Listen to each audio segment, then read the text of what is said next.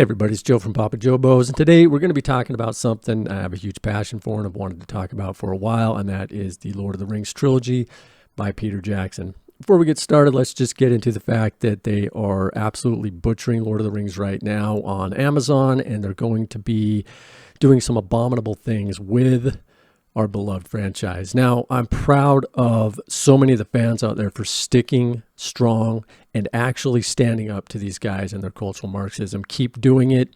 Keep fighting back. The Tolkien fan base is awesome.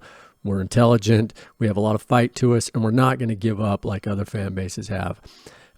Keep fighting it. I love that. Now, I want to talk about specifically what Christopher Tolkien said about these films of Peter Jackson's. The first thing about Christopher Tolkien is that he said he really didn't like Peter Jackson's trilogy. In fact, I believe he hated it. He did an interview back in about 2013 with a French magazine called Le Monde, I think, and in it he gives a brief synopsis of what he thought of Lord of the Rings, Peter Jackson's Lord of the Rings trilogy, and why he disliked it.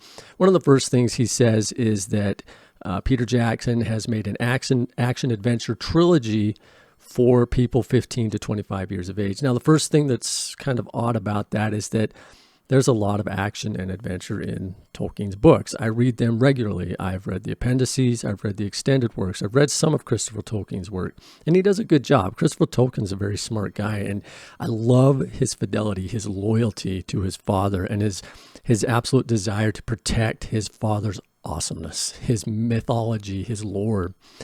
But I think if you read the interview he did, it's a little odd. He talks about that part of it, but then he really harps on, and this is the main gist of what he has a problem with, the over-commercialization of Tolkien's work. Now, this is odd because Tolkien sold his work to people who were obviously going to commercialize it. That's how it works. And so I'm a little confused by that bit of his, hatred for what's happened to Lord of the Rings. You can go read the interview, find it online. I'm not going to quote all of it, but I was looking specifically for what he thought scene by scene of Lord of the Rings, like I thought of it. As someone who knows the lore really well and is really into it and loves it, I'm not a scholar by any stretch, and I don't claim to be. I'm just a huge fan of his work and his mythology. I look at the films in a light that maybe Christopher Tolkien did, but Christopher, that I can, as far as I can find, never talked about actually any of the scenes in it. Now, from a standpoint of filmmaking and how good it can be, I think all these films deserve a 10 out of 10. However, if you get into the lore and the lore breaking that happened and some of the things that Jackson did, well, that's where I start to have a problem. I think that these films can be, well, I consider them to be 10s out of 10s in terms of just filmmaking and how Jackson did that. But Jackson suffers from something in a lot of his films, and it's melodrama. He really loves melodrama. Is there anything wrong with that? Not necessarily. If you like it, that's fine, but I don't like to have melodrama added into scenes where there's already a lot of drama. So for me, the biggest changes in the books, the films from the books, starts this way. In the first film, which, man, I loved it. I watched these films up to 3 times a year. I enjoy them a lot. I've watched them with my kids. They're great films. I mean, one of the big things that he did was he got Alan Lee and John Howe to work on it, and that just created the entire world perfectly for me, and he translated that directly to film. Some people you can't say you couldn't directly translate these books to film, but they did it with the ambiance and the set pieces and the way it looked and the environment. You could have done it with the storytelling too, but let's just get right into what I didn't like about some of the films. So one of my biggest problems with the films is Arwen. She's a character that has about this much text dedicated to her in the novels, and she's basically just a side piece for Aragorn. And there's absolutely no reason to have put her in the film the way that he did. And here's the part that bugs me the most. He replaced Glorfindel with Arwen. Oh, did I hate that scene. I hated it the second I saw it. I leaned over to the person I was watching it with and just told him, I don't like that. It didn't happen in the books. And that was an example of how things could have been directly transposed into the film from the books. There was no reason to actually put her in there other than to try and create this convoluted love story that just didn't need to exist. Tolkien never did it. It didn't need to be in the films. There's another scene where she has a vision of a son, and she goes running into her dad and says, "You saw a son." Now that scene is cringe to me, with the little boy looking into the mirror, into the camera, and the fan blowing in his hair. It was so cringe to me. It was hard to watch and sit through. But having said that, there's the rest of the film, which I just loved. There were some inaccuracies, obviously, and some things that you didn't see, like Tom Bombadil. He talked about Tom Bombadil saying he didn't add much to the story. However, he should have added in the Barrow Downs in some way so that you could see where the hobbits got their knives of Westernese, their daggers, which to them were swords. And that's really important later on because Merry stabs the Witch King with it, right? Let's move on to some other things that really bother me. There's the Two Towers, which is lore-wise and historically speaking, is probably 50% inaccurate. And there's a lot wrong with that film in that sense. But still, I loved it. I gave the film itself like a 9 out of 10. The first film, I honestly gave it 10 out of 10, even though I hated the Arwen scene. There was just so much good in it.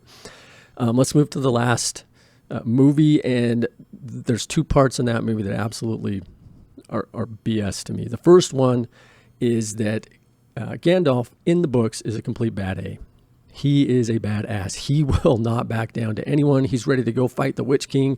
Grond breaks down the doors of Minas Tirith, and there he is standing there ready to take the Witch King on.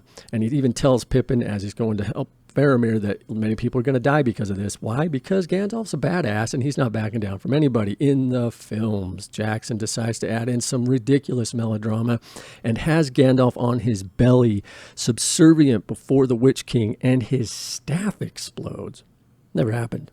And it was ridiculous. And I pointed it out to, again, the person I was watching with, that didn't happen, and I hate it. The last part that I want to talk about is Frodo and Sam. Their relationship in the books is always one of absolute camaraderie. There is one line in there that you could actually, on a scale of animosity towards one another, you could say on a scale of 1 to 10, it was a 0.1 maybe, that they had any sort of inkling that they might separate or get upset or that Frodo would go with Gollum. And that's exactly what Peter Jackson does to add more melodrama that he didn't need to do, in my opinion. He had Frodo and Sam on the Black Stairs separate and go their separate ways because of Gollum, and Frodo chooses Gollum. That never happened in the books, and I hated that because of how special and important the relationship between Frodo and Sam was. It was absolute devotion. It was absolute friendship. They loved one another. They weren't going to separate ever, and those were the three biggest problems I had with these films. Now, I know a lot of people just love them inside and out. Some people have never read the books, just think they're the greatest things ever. And I'll be frank with you, I do too. They're a part of my regular viewing schedule. I love watching them. It's a tradition for me and my family to sit down on New Year's Eve and watch them. They're fantastic movies, but there are things wrong with them. And I'm really curious to know what you guys thought about them, what you guys think about some of the things that were changed. I've heard some people absolutely hate these films because a lot of stuff is lost in translation. I'll give you an example. The Scouring of the Shire isn't in here, and it would have been one of the coolest things for any true Tolkien fan to watch, to see the hobbits, who this entire book series was about them growing up and coming back home and being able to take care of their own problems. And that would have been wonderful to see. Instead, we got, Jackson's shortcut. And when they talked to Jackson about these changes, a lot of the times I thought that he was going to say, time and money. Now, he did say time on one thing, but as far as the Scouring of the Shire goes, he just said he didn't think it was interesting. That was it. It wasn't about time and money. I always used to tell people, well, the films were translated the way they were because of time and money. And that might actually be true, but I don't have a ton of evidence out there of him saying that directly. What I do have evidence of is that he just didn't like some parts of the books. He thought they were boring, thought they didn't add to the story, and just took them out. I can see that with Tom Bombadil. I can. He's probably my least favorite character in the books. Don't hate him, but I'm saying just on a scale of who would you like the most, Tom Bombadil would be at the bottom. He took him out of the films because his storyline was a little bit boring.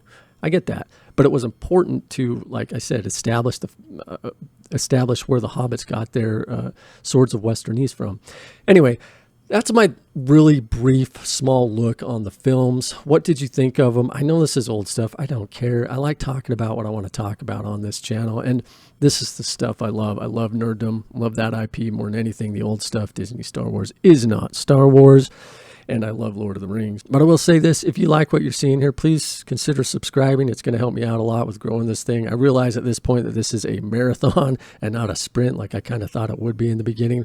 I can't thank those of you who have subscribed enough and supported me and and the wonderful comments I've gotten. And, I've said it a lot, but the people want to give negative comments, feel free to do it too. It helps the algorithm. I'm not going to respond to you. I just won't fall for that bait. But what I will do is I will have a very open, honest conversation with someone who disagrees with me and wants to have a civil debate. If you are into that and that sort of thing, and you want to see this corner of the fandom be represented by someone who does like civility, does like to actually talk to people who they disagree with without vile and disgusting name calling, then you're probably at the right channel. And I would ask that you please go ahead and subscribe to me. Anyway, that's me. That's the end of me asking for, I guess, for your vote or whatever. But tell me what you think in the comments below about this wonderful trilogy and the parts that you didn't like. I'd be very interested in that, because I know there's some out there for all of you. Let me know what you think in the comments. I appreciate you. I'm Joe from Papa Joe Bo's. Peace.